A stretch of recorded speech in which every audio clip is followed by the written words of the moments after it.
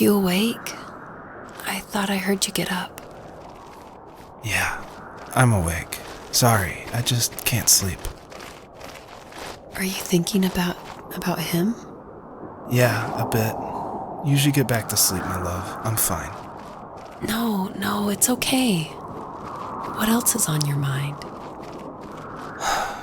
I don't know, it seems weird, but I had one of the most vivid dreams of my life.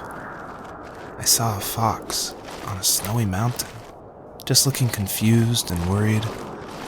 Those eyes, I can't get those eyes out of my head. She was running in the windy snow, looking for something. Do you think it has to do with you and what's been going on? I don't know. It was just a dream, Rachel. They're not meant to make sense. A lot's happened the past couple days, that's all. Well, if you're not going to sleep anyway, you should tell me. I want to hear. All right.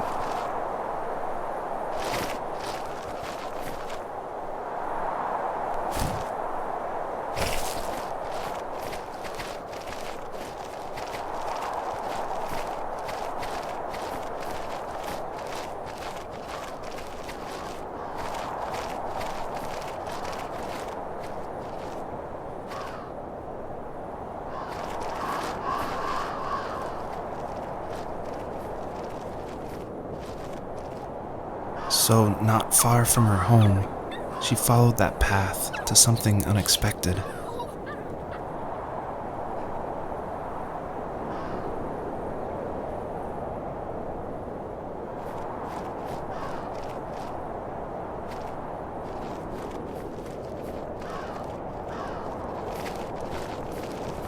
She couldn't stay, though. She had to find her other 2 children. So she took that path.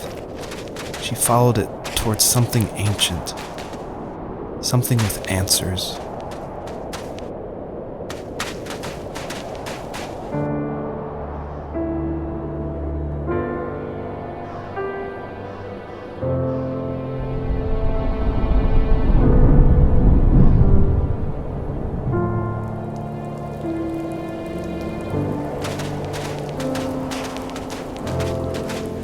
The fox looked high and low, searching for any sign of her cubs. Points of light showed the way to this ancient tree. It was as if each one had a story to tell, all their own. The land was trying to tell my story, too. I felt like I was right behind her the whole time.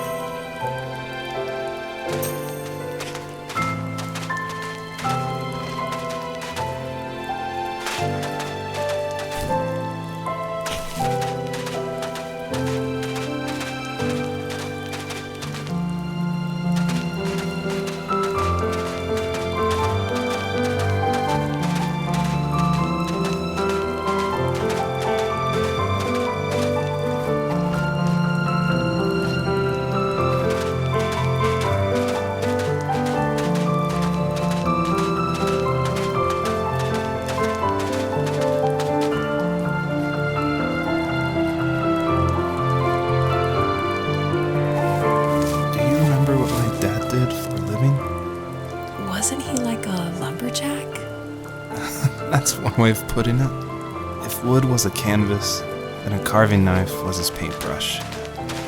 Even after working a 50-hour week, even after his hands were more splinters than skin, he would bring home the nicest piece of Alaskan weeping cedar and make me toys. That wooden train was the first toy I can remember, and I loved it. I just knew from a young age I was going to be a lumberjack. like my father.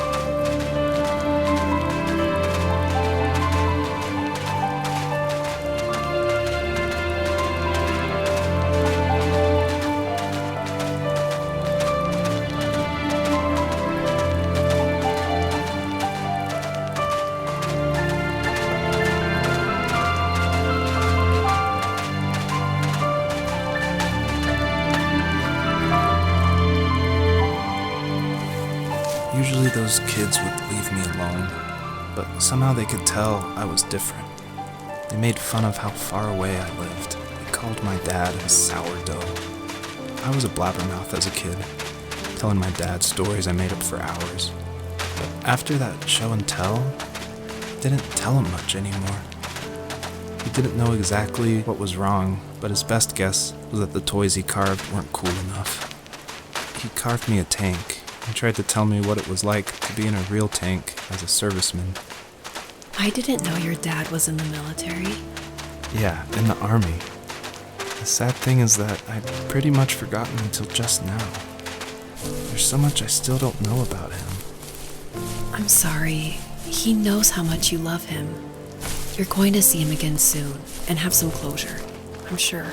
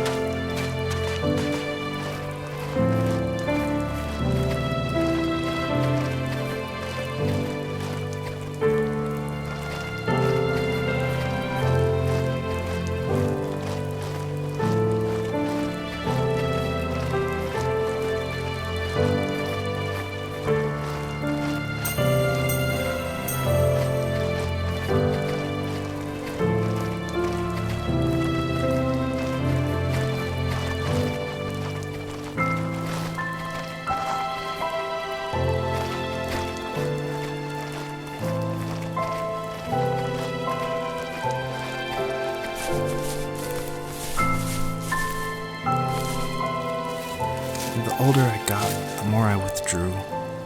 I asked myself, why talk to anybody anyway? Why bother when I'm happy by myself? I started drawing a lot, mostly animals I saw in the woods by my home. I then imagined designing my own hideouts with things like TVs and pantries full of chips and cookies. I think that idea of leaving home and drawing blueprints started my career. I found a lot of solace in that. I'm not surprised, but I did the same thing, you know? There's something special about having a place to call your own. And now look at us. Well, if you count renting in an overpriced city. It's as close as we can get for now.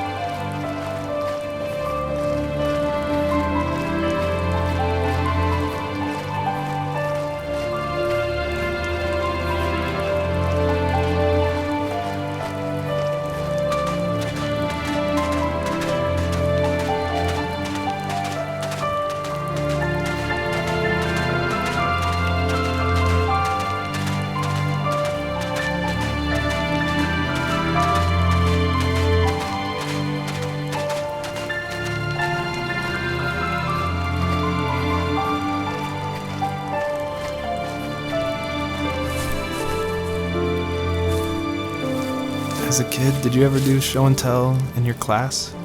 Yeah, I think I only did it once, when I was in the 4th grade. You know how my life was around then. I wanted to show my class what helped pass the time and distracted me, so I brought a dozen paper cranes I had made. I think I told everyone how badly I wanted to be a bird and fly, embarrassingly enough. Don't be embarrassed. Every kid wants to fly. For me, it was another toy from my dad, a wooden boat. I remember guarding it so carefully in my hands as I walked into class. When I sat down, a group of boys immediately made fun of it. They asked which trash can I found it in, or why an ugly log was my favorite toy. When I got up, I didn't even want to tell them my dad had carved it. I said it was a joke gift my friend had given me.